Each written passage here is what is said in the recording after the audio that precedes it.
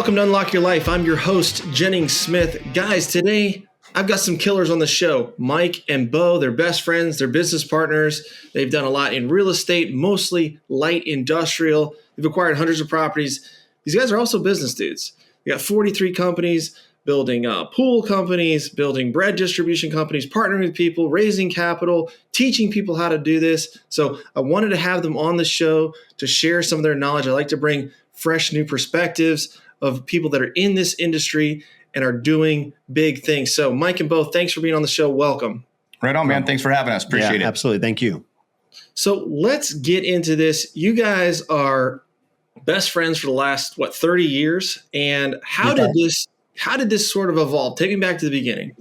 Honestly, Mike's a few years older than me. And I remember being in high school and my dad was in the Rotary Club. And my dad was telling me about this young guy that was in the Rotary Club, and he was Mike Merrigan. And at that time, my dad's in his 40s. All his buddies are 40, 50, 60 years old in the Rotary Club. And there's Mike, who's like 19 years old, and he's in the Rotary Club. But he was just looking for mentorship, man. I mean, he knew that he was an entrepreneur from the time he was a young man. He's got stories of selling coasters door to door, whatever it took to try and make a buck. And so I always looked at Mike as like a mentor for me, or wanted to do some of the things that he was doing. I graduated from high school, went away to college, came back. My dad and I were looking to buy a car wash. Next thing you know, Mike buys it out from underneath us. And I knew his younger brother, because his younger brother's more my age. But that's how I got to know Mike, through my dad and Rotary Club. And then we started talking business, just best friends, didn't do a lot of business together, just bounced ideas off one another because we're in a small community. And there wasn't a lot of mentorship or coaching back in the 90s for us. So we bounced our ideas off one another. And then we started doing business together in the mid 2000s, early mid 2000s, and just took off, man. It was like rocket fuel once we started doing business.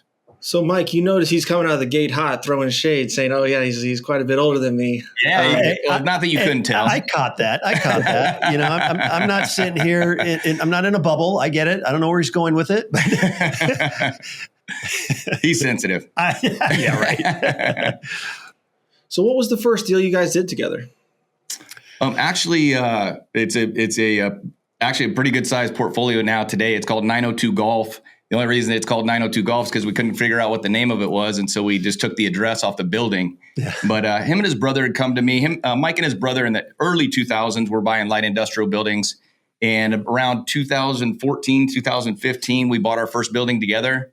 And we'd done some small deals around town together, but this was in the Houston area, or south of Houston, down in Freeport. It was a light industrial building, probably 15,000 square feet. Did the Burr method on it, man. We borrowed some hard money, threw a little bit of our own cash in it, did a rehab on it, and got it leased up to MRC Global, a big company that works down in the oil refineries. And once we got the lease, took it back to the bank, got it refinanced, got the hard money back to the guys. And then next thing you know, that year, I think we probably did another 8 or 9 buildings. And that was our first year doing business together. Okay. So now, before we went live, you were talking about utilizing businesses to generate cash that's feeding the real estate business. You know, you're not going the typical syndication route. And that's different than a lot of guys that are gurus talking about real estate. They're saying, hey, you know, no money down, et cetera, et cetera. Talk to me about your viewpoint on that. Like I was saying, we're just very patient when we're dealing with the people that own these buildings, because when we're talking to the owner, we realize that a lot of times people are emotionally involved in that piece of property. And that's where a lot of the other people out there chasing properties, they're reading from a script or whatever. But we try to get to know the people. We try to not to offend them or sound like we're calling from a cold call or whatever. We're trying to build a relationship up with them, knowing that sooner or later their life will change and that property will belong to someone else. And we just want to be in line to be that person to hopefully make a deal with them. And with that attitude and being casual and building those relationships, we've been very successful buying off-market properties, 30% undervalued, that cash flow in 90 days. And then we're long-term hold guys. And if you get good at that, pretty soon you're stacking buildings up like cordwood. And that's what we've done. Yeah, I think it can get really dangerous when you don't have a stable income, you're trying to jump into real estate, and you really, really need to close deals. And that's your whole model. And now you're building out a team, and you've got families to support, and you've got to live on acquisition fees and asset management fees. And that's exactly not how I built my portfolio either. And I think that's important, because when people are wanting to get into this, I'm like, look, you're not going to quit your job. Everybody thinks they're going to, though, right? Everybody thinks that they're going to quit their job because they want to do what you're doing. We couldn't quit our job, and we've got hundreds and hundreds of buildings, but in the middle of doing it, when we had millions in assets, we couldn't quit our job because we were taking that cash flow to take down the next property and the next property. So we used our, whether it's a W-2 job and the money that's coming in from that, or our businesses, we lived off of that. We still live very modestly. Mm-hmm. Yeah. And I think you got to tell people the truth about how this industry goes so that they can make good decisions on how they're going to follow in your footsteps. It's when you just tell them, you can get 10K a month in cash flow off of one deal and you're going to retire. It's like, it is true. You can build cash flow, but you need a runway. I mean, it can take 2, 3, 4 years just to even stabilize a property where it's properly cash flowing. Yes. And how are you going to get there? And people don't want to hear that. They don't. They look at what they look at us from afar and think, oh, that's it's easy and you did it and blah blah. But the thing is, what we coach and what we teach and what we try to live by is whatever business we're in, or your W-2 job, even simply asking for a raise. But you have to maximize your profits where you're at. Because wherever you're at, if you're getting started, you're spending everything you make. Let's not lie. Every single person spends what they make. So now if you want to do a mind shift, you got to either ask for a raise, improve the profits of your company, to get up here, live below your means, and take that spread and invest in cash flowing property. It's a long-term thing, but keep your W-2 job. Go out and buy yourself. We always say, hey, here's where you live. Circle 5 miles around.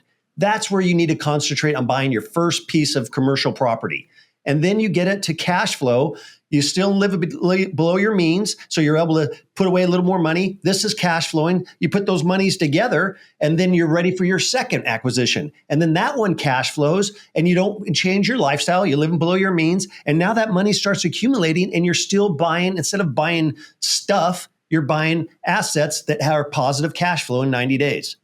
Okay, so what if you live in California or New York City? How do you buy in a 5-mile radius of where you live? Perfect. Everyone's got challenges, right? You see the town I live in, you would say, why do you live here and drive off? We've made a ton of money here, graduated 4 miles away. So guess what? You have a challenge. So you might have to go to where do you vacation at? Okay, well, you're familiar with that area. It is a challenge in LA. It is a challenge. Go to Fresno. Guess what? There's a shitty part of town with some steel buildings that someone isn't taking care of, that fell out of love with it. You got to just be creative. There's challenges out there. Interest rates, it didn't stop us. Steel prices, it doesn't stop us. It doesn't matter. There's always going to be a headwind. And if you're someone that gets stuck in the mud because of where you live, well, then you probably shouldn't be doing it anyways. And a lot of it comes from relationships. Yep. and not thinking that you're going to get rich overnight. Yeah. And not thinking that you're going to buy that property on the first visit. It's developing relationships. This building that we're in right now, this is a big, huge flex space that we bought about 5 years ago. Great story. The guy lived in Philadelphia. He was in his mid 70s. His buddy that was in his early 80s was managing the property. So I got the phone number to the owner through him, called him up, said, hey, Mike and I were leasing building number C from you. It's $2,000 a month. I want to extend that lease as long as I can because it's 16,000 square feet. It was so undervalued. And then I just told him, I said, hey, Mike and I invest in real estate. If you ever be interested in selling the building, we'd be interested in buying it from you. So just do me a favor when you get to that point, because he told me no right away, which everybody tells you no. 2 weeks later, the guy calls us. Yep, want to sell it. He goes, I got too many irons in the fire bow. Makes complete sense. I want to get rid of it. I want $1,350,000. I said, sold, done deal. We ended up buying the property for $1,350,000. This summer, we got an appraisal on it for $6.4 million. But wow. And we did it with no money down. We ended up using a piece of property that we had paid for, the local community bank, because the appraisal came in so high on it whenever we bought it. They didn't need any money down. They just attached another piece of property that we had. We took the property down. But it just, a lot of people go, nah, that doesn't happen. It does. Happens all the time. But you got to talk to 100 different people if you want to get one deal. And a lot of people won't get to the 100th person. We will. We're disciplined about it. Yeah. So let's talk about that, because everybody complains about, well, how do you find this deal? How do you find something that's 30% under market that can cash flow in 90 days? You're selling me the dream, but that's crazy. How are you finding that? And what does it really take to find a deal like that? We like the distressed properties. So we're looking for properties that you can visually see need help. There's a reason why someone's not taking care of it. It can be an abandoned fourplex, which we found multiples of those. Storage complexes, we got 50 storage complexes. There was a day back in the day when there was a bunch of empty around here that guys had built them in the 80s, and because they were contractors, and they just didn't manage them right because they got older. So they weren't being managed right. The maintenance you could just see was deferred. And so we contacted those people, and you realize, oh, it's an older guy that befriended half the people. Some aren't paying, some are. So just based on their income, you can give them their asking price based on just what they want for it. We come in, do the paint job, do the fix up. We add automatic gate. We make it all automation. If there's a small apartment, we kick those people out. We just make it so that it's totally automated on the websites. And then we just raise it up to market value. And that's our value add. But the thing is, you've got to be out looking, and you've got, like Bo says, you've got to be talking to, once you drink the Kool-Aid, why would you not be talking to your rich uncle about an old property he might not have? He has. My grandmother, when I was a kid, had 2 duplexes. My dad ended up buying from her eventually. But I remember going over there mowing the lawn. So someone in your family is in the business already. You just need to open your eyes and talk to everybody about what your ambitions are. And then if you're a good person and you're not a person that's got a past that no one's going to trust you, pretty soon you're talking to the right person. And you know what? We do have this building that is out of state. We don't want it anymore, or whatever the deal is. But you got to be communicating. You got to be networking. And then here's the deal, which Bo and I didn't have. There's so many people just like yourself, like Bo and I. You can ask for help. You have the internet. All the answers are there. We didn't have one single answer. We didn't know anything. We knew zero. Go down to the library and pull out an encyclopedia. No. Now you can just get online and ask us. You can ask you. We love helping people. So in our view, everyone's cheating compared to when we started. It's easy now. We didn't have anybody to ask. Do it with your blindfold on. So it's easy. It's hard to do because most people aren't disciplined and persistent and want to work every single day of their life. We do. So this is golf for us. We love it. Right. I say this, it's not who you know, it's who knows you and who knows what you're doing and what you're looking for. And are you talking to people? Or are you telling them? Are you posting on social your little micro wins to make people think, oh, that guy's in real estate. Maybe, oh yeah, my buddy wants to sell his property. Maybe he'd be interested in that. Or I want to invest some capital. Let me talk to him and see what kind of deal he can give me. Like if you're never putting it out there, which is why I do the podcast and the social media and my deal room. It's like I want more people to know what I'm doing so that I can get these crazy deals because they do happen, right? Yeah. You know enough people, the crazy deals do come to you, and it's pretty fun. Yeah. From the time I was a kid, man, I remember riding with my dad in the car and just asking him, how much money do you make this year, Dad? What did you make last year? What are you going to do with your money? I talk to everybody. Obviously, I'm 51 years old now, so I'm a little bit more savvy with my talking to Delivery. people, the delivery and stuff on it, but it comes with practice, man. It comes with practice. I build swimming pools for a living. When Mike and I first started buying buildings, I would go out to all these customers, high-end customers, and I'm building all these badass custom pools. I got a list of my portfolio, and I'm showing some of the old guys that are retired CFOs and CEOs from over in California that are moving to our local area, and they're kind of bored and they're interested in anybody that's got an entrepreneurial spirit. I show it to them. Guess what? They become my hard money lenders, like overnight. Yes. I show the proof of what I'm doing. I'm excited about it. We got a couple of guys that I was building pools for. We got them on a plane. We flew them out to Texas, toured around the buildings and stuff. Guess what? Everybody gets pumped up about it. Everybody wants to be involved in one way or another. In our small town, going back to the 80s and 90s, the only way out of our town was, one, you're the smart kid in the front row, and so you go off to college, or you started a rock band. I mean, it was the stupidest mentality, but that's what it took back then. There was all kinds of clubs around the country, and every young kid got it, hey, you're going to get rich and do it that way. Today, it's entrepreneurship. It's like everyone's attracted to entrepreneurship. So I've never met someone that's got something going in their life, whatever they're into, they want to talk to the real estate guy. They want to talk to the guy that owns a bunch of real estate, no matter what they're into. I don't care if it's we've met so many professional and retired baseball players, football players through being on, through social media, and they're just amazed by the real estate. So once you're in real estate, you can talk to anybody at an airport. Everybody wants to know about the real estate guy. And it didn't used to be that way, but it is today.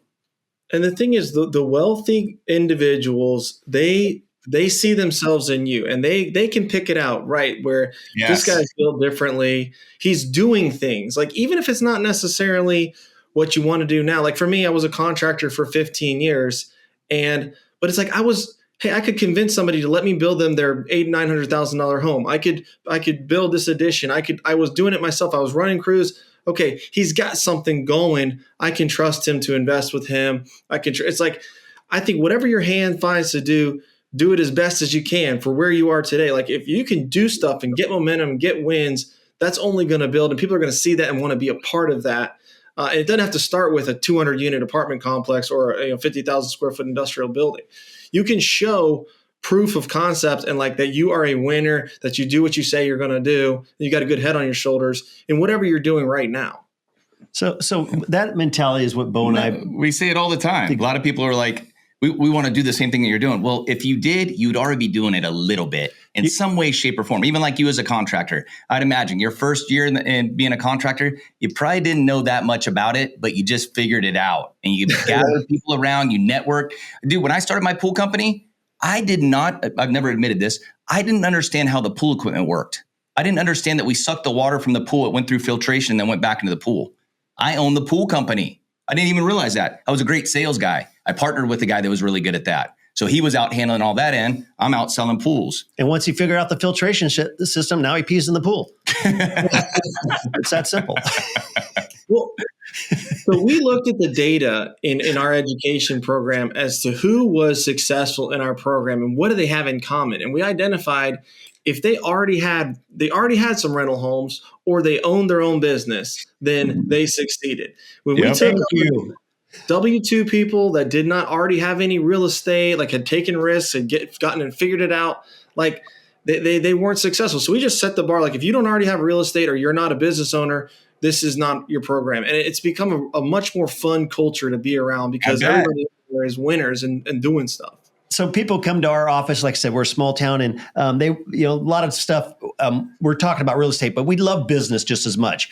But people will come in, what's a business I should start? What's a good business to get in? What's an easy business? What's the most money business? And the thing is we break it down right away. Okay, what are you doing right now? I work Taco Bell or whatever your life is. If you're not already trading sneakers or selling baseball cards or selling candles at the swap meet or doing something already, then that means you don't have it. I was in business at 6 years old. No one taught me. I was making little widgets and selling stuff door to door with my sister. So I've been in business my whole life, made 25 cents at a time, but it was a business in my mind, just as the way the businesses are today. So if you do have it, it's like a songwriter. You can get Taylor Swift's attention and respect if you're just a young girl writing poems all night long, never saying really whatever, just as long as you're already doing something in that industry. So like you said, I'll talk all day long to someone that owns one duplex. Just got it financed, saved up, and now I got my own duplex. I bought it at retail. Man, we're on the same level. Let's talk, man. All right, is it cash flowing yet? Any problems with tenants? Have you got leases set? What are you doing to stabilize it? What's your value add? We're in the same, you can sit at the table with us. So we believe in starting small, baby step, and then see where it goes. But you got to take action and figure it out later. And that's what's on the back of our shirts. Take action, figure it the F out later. I hear you. Yeah, I started my own window cleaning business. I told my dad, I'm like, hey, Dad, I want to work at Piggly Wiggly, which was the grocery store. Yeah. He's like, well, why do you want to work at Piggly Wiggly? Because he's got the entrepreneur spirit. And I said, well, I want to make money. He's like, okay, so you don't want to learn the grocery business, you want to make money. And I'm like, yeah. He said, well, if I could show you a way to make more money in less time, would you be interested? And I'm like, Dad, I'm not going into sales.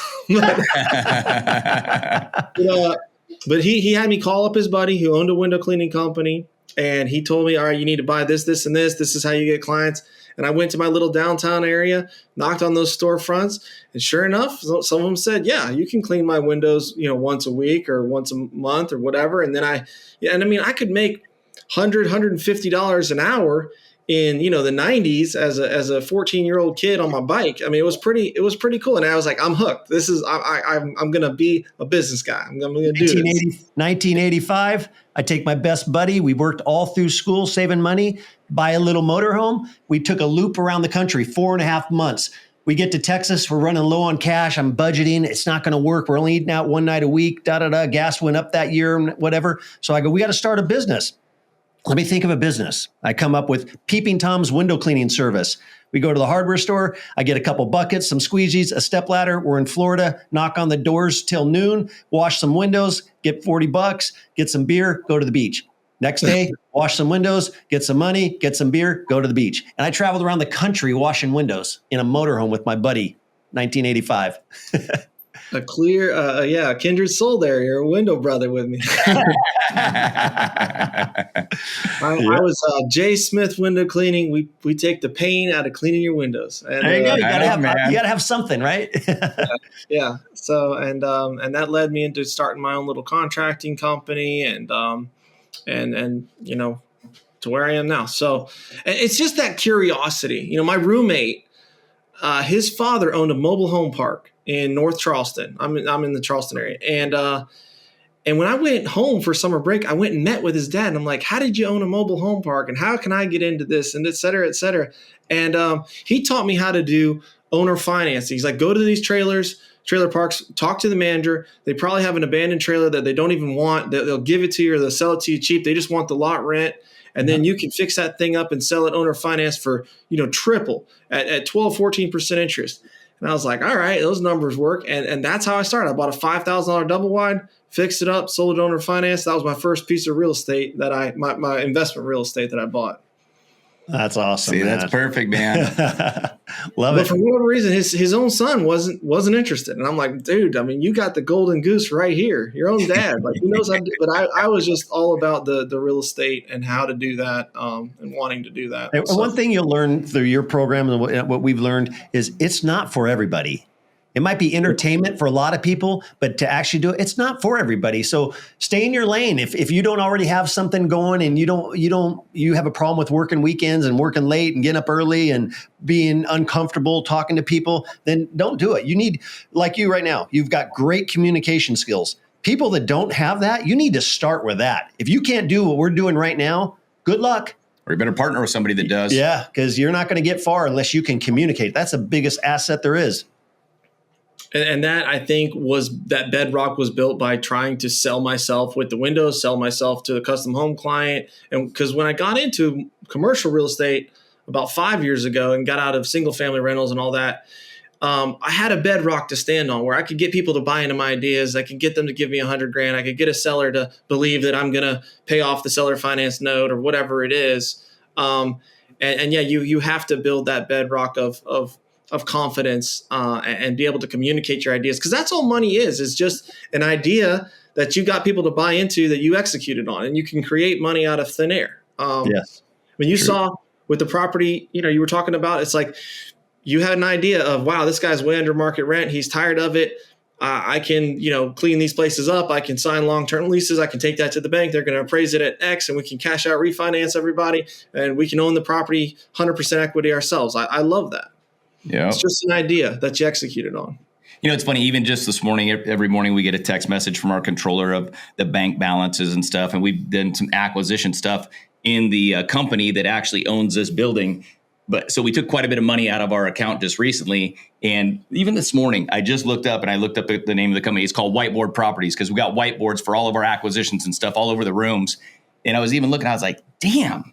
I mean, the money that is generated just off of this property and the other couple properties that's there.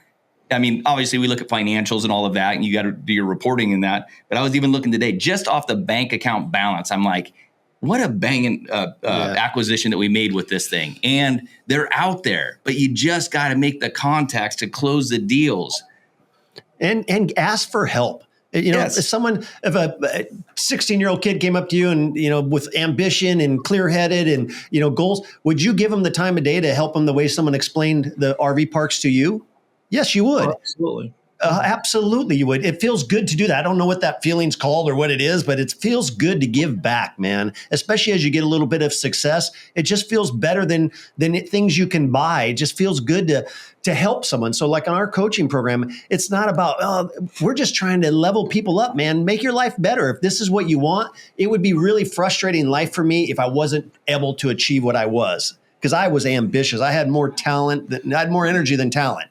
So to get that direction going, you know, I mean, I can tell by the person you are. You want to help someone young or old get better in life, and that's all we're trying to do too, man. Just We'll show you the mistakes we made. Do whatever you want with it, but it's a nice life if you're patient and disciplined and persistent. You can have financial freedom. It takes a while. It's a lot of work, but it's there, and it feels good when you get it. Well, and I've never seen, I don't know any successful people that don't have that level of intensity and like urgency of I need to do it now. I need to take action. Here's my problem. You touched on it. Well, I don't have any good deals in my 5-mile radius, so this isn't going to work for me. That's option one. Or, well, my grandmother lives, over here, and that's kind of a maybe more reasonable town. I'm going to figure that out. It's like, where can I take action? How do I overcome, go around, go through? But I'm going to get through this because I have to make this happen. And have to is a powerful thing, man. If you live your life like you have to. I remember once I was scuba diving when I shouldn't have been, but I was 90 feet under, and my regulator messed up. And so pulled out the octopus one, whatever. I breathed in a bunch of water down at 90 feet below water. And I was a kid, and we were messing with my parents' equipment. I wasn't even supposed to be out there. So I'm looking up. I've got lungs full of water, and I'm swimming. And I remember thinking, I hope I can make it. I hope I can make it. And then I remember thinking, it's not hope. I have to make it. And then I made it to the top, threw up the water, whatever, survived. But it's like, I hope I make it. I'm like, that's a wrong attitude, man. This is life or death. I have to make it. I mean, that sky seemed a mile away, and I just kept swimming, man. We treat business the same way. On every acquisition, it's the same way. And it's not even the money. No, it's the not. Chase, man. It's the takedown of the next property. It's making the deal happen. It's the negotiation. It's the owner carry negotiation. It's just making another deal happen. Yes. We thrive off of that more than anything. We're deal junkies. You gotta get yes, we are, man. It's never going to be enough, man. Right? But it's fun doing it. But yeah, I mean, because people typically they perform pretty well when their back's against the wall. It's like when it's you have to do it, and sometimes your back is against the wall and you don't even realize it.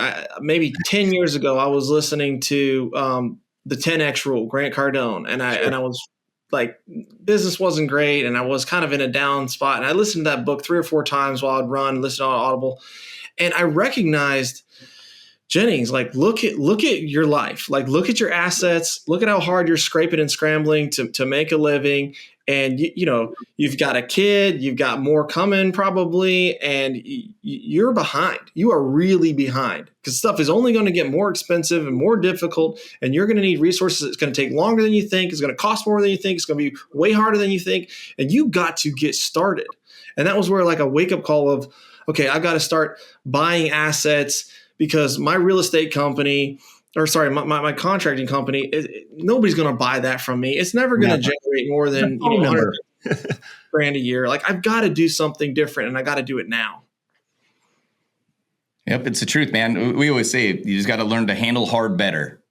It's not going to get easier. You just got to learn to handle hard better every day. Because once you get past one obstacle, there's going to be something else that's going to hit you in the face the next day. But you just got to learn to handle through it and plow through it. And you're an entrepreneur. No one's going to listen. So why complain about it? Figure out a solution. The other thing we coach on our Edge coaching program is our thing is everything we're talking about, the business, the real estate, nothing makes sense unless you're taking care of yourself physically. And everyone says, health is the most important thing, but hardly anybody lives by it when they're at the Popeyes drive-through. You know what I mean? You're an idiot. You're at the McDonald's drive-through. So the thing is, we try to live healthy because guess what? Real estate takes a long time. So you might as well be healthy and be able to do the deals and have the energy to do them. So that's something we always talk about also, man. You got to be living right. You got to drop the vices. It's very rare to be successful. It's hard to do. So you better be in the best shape of your life, or at least be in the best shape you can get into to be able to handle the deals, to be able to handle the pressure, to be able to handle the workload, and have a clear mind. And so we look at that also. It's like, are you taking care of yourself? If you're not taking care of yourself, then why would I want to partner with you? You don't even put value in yourself. So that's part of the same game, is we don't think you can have one without the other, at least not being successful and happy. I never realized how important that was until about 4 years ago, because my whole life I've been fairly skinny guy, but then as I started having kids, I'm putting on a few more pounds. I'm drinking a little bit more alcohol as stresses are coming in. And I was like, all right, 2019, I wanted to get off of smokeless tobacco, Skoal, whatever, Yep. And I'm like, I've quit it, but I keep coming back to it. Every time I fall back into it, it's because I've had a couple beers. I was like, I'm just going to quit drinking for an entire year. Wow. And that changed my life. I didn't realize how much drinking was holding me back. I mean, I wasn't an alcoholic, but just a couple nights a week, it wears on you. And so I stopped. I was able to successfully get off of, smokeless tobacco. And then I started working out. And I got a trainer so I could do it consistently. And then I started walking and running. And, now I'm 3.5, 4 years into that. And it's like, I'm in the best shape I've ever been in, and I'm 41 years old. And it's like, and it feels amazing, doesn't it? It does. And people see that, right? When you're at a meeting and you want to close somebody and you want to get somebody to invest with you and you want to talk to a seller, it's like, you want to be fit. You want to be in shape, disciplined, It's on the balance sheet, man. What's the guy look like that lays down the paperwork, right? Exactly. And it's something you can start right now on, And it's like, never too late. It can always get better. So it's just like, start today, man. You started in 2019. Thank God, right? What if you still had those habits? You and I wouldn't be talking right now if you had those same exact habits. You'd be off doing something else, recovering from the hangover, getting ready for the weekend, whatever. But we feel exact same. We got trainers. I was gonna say, everything you're saying is exactly what we got. We were with our trainer this morning. We went to the CrossFit gym this morning. 2 days ago, this dude decided I would pull up to the gym and I'm like, damn, normally he'd be here by now. I walk inside the gym, he's there, and I go, maybe I didn't see his car. Next thing you know, he's walking home. He decided to walk to the gym. It's 2.5 miles to the gym. I go, I never walked there. I go, wonder how far it is. I wonder how long it would take it. I go, all right, I'm just walking today. Just to do something different, man. Just to switch it up. Just to make it a little harder, So you're talking the same exact language, and it's not a coincidence. So people that do hear this, it's not a coincidence, man. If you got a hangover, if you're sitting there smoking Marlboros and got your big Dr. Pepper sitting there, you've got issues you need to deal with before you get in bed with us. Yeah. And for me, I needed the accountability. I would work out for a while. Yes. But because I still don't love it, but I go because I'm paying this guy and I got to show up. Dude, I'm the same way. I plunge every day, and people ask me, what are the benefits of plunging? I couldn't tell you what the benefits are. But I know that I need to do it every morning whenever I get up. Within 10 minutes, I got to go get in the plunge. And I get in there for 3 minutes, play the same song every morning. So Sunday morning, I get up. I'm like, I want to watch Netflix. I want to check this out. I want to do that out. So next thing you know, it's like 1 o'clock and I haven't plunged. And I say that I plunge every day of my life. Anytime that I'm home, I'm not on vacation. Even if I'm on vacation, I go and try and find one. So I told Mike, I go, dude, I felt like such a piece of shit on Sunday. I didn't get in the plunge until 1. And guess what? My day was the most unproductive. I felt like a turd. I went to the gym 6 times last week.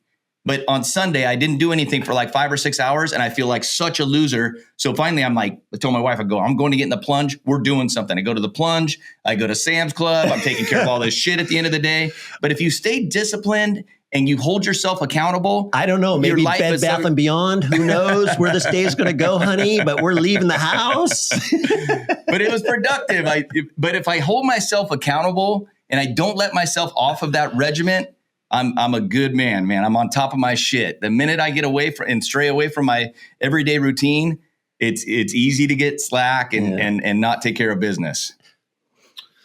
Guys, can you break down a deal for me? Maybe one that you recently closed, like why you liked it, what you bought it for, what was the value add, why was it 30% under market value, and then where's it at now?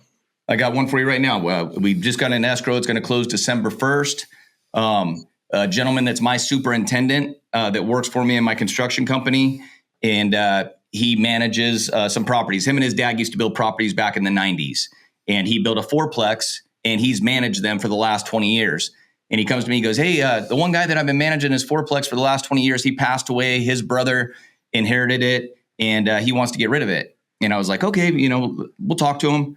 End up talking to him, find out that the other 4-plexes in the area are going for about $675,000. And so I just told him, I said, I don't know that we're really moving in that direction of multifamily right now. We got quite a few multifamily.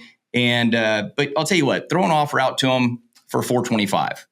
And my superintendent said, okay. He goes, that's a little bit low, but let me see what happens. I go, it's just the fact of the 1% rule. He's getting 600, 800, and 1,000. So he's only bringing in $3,000 a month on it. He's way under on his rent. So that's how I justify my price. He asked the guy came back at 475. We squared up at 440, and it's in escrow right now. I'm going to give him a $10,000 acquisition fee, and so we're going to be into the deal for $450,000. Well, whenever it closes, the day that it closes, Mike's son's a realtor, kills it for us, does a great job. We're going to list it the very next day for $675. So if we take $650 for it, we got $450 in it. After fees and everything, there's $200,000 minus fees. We'll probably make $150,000 at the very minimum. We might do a little value add by painting the building and actually doing the landscaping, dressing it up just a little bit. We don't want to evict the people that are in it. So we're going to try and assess what the situation is to keep them in, but give them a bump in their rent so that we can justify a higher price. But I guarantee you within 3 to 6 months, we'll flip that deal and make about 150 to 200 grand on it. And if you were to go on LoopNet and look up Bullhead City, Arizona, there's probably one other fourplex for sale. A twoplex just got listed yesterday for 500 some thousand.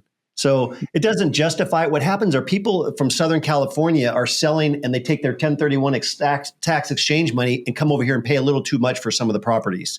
So we're getting the benefit of those type of people that they need to park money somewhere instead of give it to the government. So we just, that deal right there, again, it's an old guy. So it's a little bit distressed properties. They get to know the people. $600 a month. It's worth $1,100, but this guy would go on for the next 10 years and keep doing it.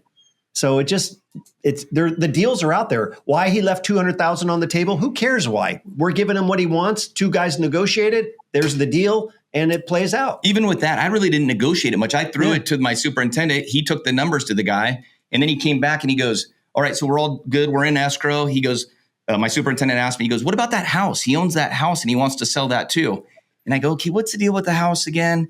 He goes, "It's probably worth 350 grand. He goes, "He's got a tenant in there paying $800 a month rent, probably a little bit under value." And he goes, I go, "Give me his number. Let me call him up and talk to him." He goes, "What price are you going to go in at?" My superintendent asked me. I go, 210, man. 210. That's the number. Honestly, we're not big on residential. We like commercial stuff, but if we do take down a residential, it's got to be a lot of meat on the bone, and we got to be able to turn it quick.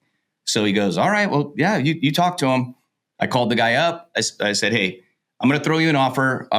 We're got the escrow already started for the fourplex. I know that you have the house. I understand you got a realtor and you're going to be listing it." He goes, "Bo, honestly," he goes, "I don't even want to list that thing. I just want a quick deal." I go, "Well, that's why I'm calling." I go, "I'm not trying to lowball you." I go, "But we are investors and there's got to be meat on the bone." I said, "If you did list it, you could probably list it, low 3s, high 2s, and make some decent money, a little bit more money than I'm going to offer you. But I go, I can make it a quick deal for you and get this thing by December 1st. We'll get you cashed out." I said, "How about if we do 210? He goes, "Done." I go, Wow. All right. And the thing is, but they happen. They happen. And Bo's really good at talking to people, but most people are uncomfortable making a 210 offer. Every offer should be uncomfortable. If you make an offer and you don't feel uncomfortable, you're not doing your job. Yep. And the big thing is justify it. Yes. Justify your price. Yep. Don't hide the deal. Don't tell him that his place is a piece of shit and that's why I only want to give you this. No. Just tell him, hey, if you put a bunch of work or you got a really good realtor, you could probably make some more money. But in my case, the most I'd be willing to pay for this thing is 210. I probably would have came up to 250, but started at 210. He was happy with it. So at the end of the day, I came back in the office to tell everyone. Everyone's like, "Oh my gosh, you stole it from that guy." I go, I told him exactly what I thought he could get for it. Yeah. And he doesn't want the hassle. He goes, "I'm 83, Bo." These old guys. He goes, "You think I want to mess with anything these last years of my life?" He goes, "I just want it out of my hair."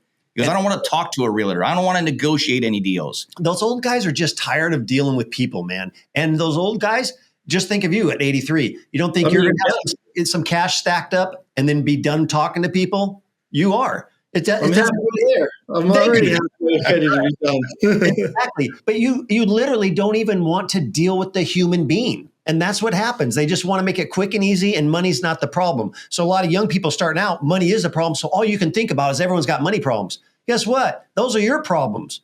They're not this guy's problems. Money is not an issue. His health might be an issue, but it's not money. It's just get this out of my life because I don't want to deal with it anymore.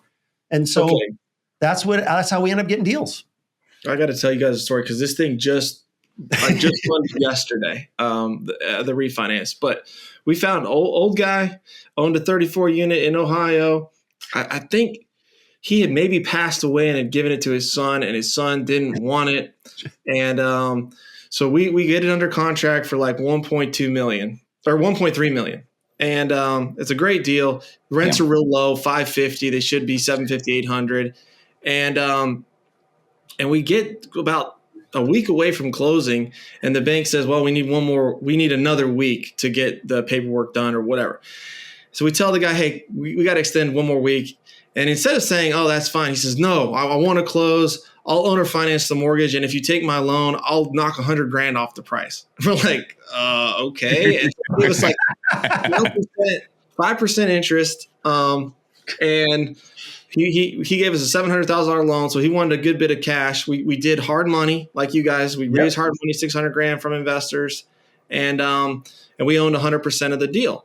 And so then we marched along over the next 20 months, got all the rents up to 750, 800, take it to the bank. It appraises for 2.6 million because the NOI is there. And take a new loan out for 1.62 or 63, pay him off, pay the hard money off, net $300,000.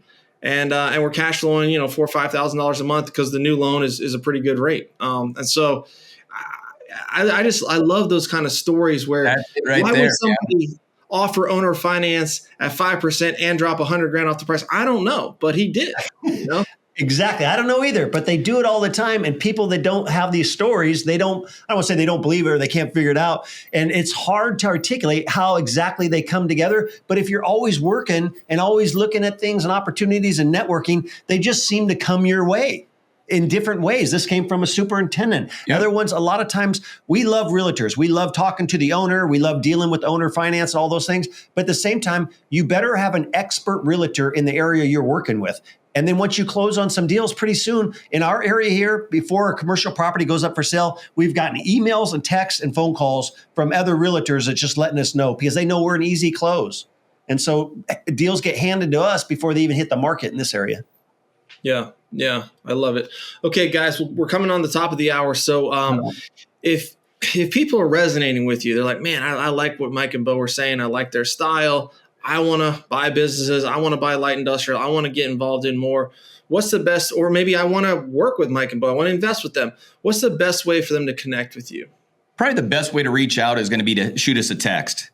We got a text line number that Mike and I look at all the time. We've got our acquisition team right there with us on it, but it's 928-605-4335. We'll get back to you right away if you shoot us a text, or you can DM us on Instagram at Mike and Bo. But we're on every platform: YouTube, Instagram, LinkedIn, Facebook. But if you DM us, I'm going to make this easy for the listeners. If they go to mikeandbo.biz, that cell phone number is plastered right there on the landing page. It says text us. So go to mikeandbo.biz. You can text Mike and Bo and get in touch with them and get connected. So, right on, man. Guys, thank you so much. I really enjoyed hearing your stories. I love the energy. It's nice to hear winners winning out there and making things happen. So thanks for being on the show. All right, man. Thanks for having us. We appreciate it. Absolutely. Thank you very much. All right, guys. Have a great week, and we'll see you next week. And don't forget to take some time to unlock your life. Peace.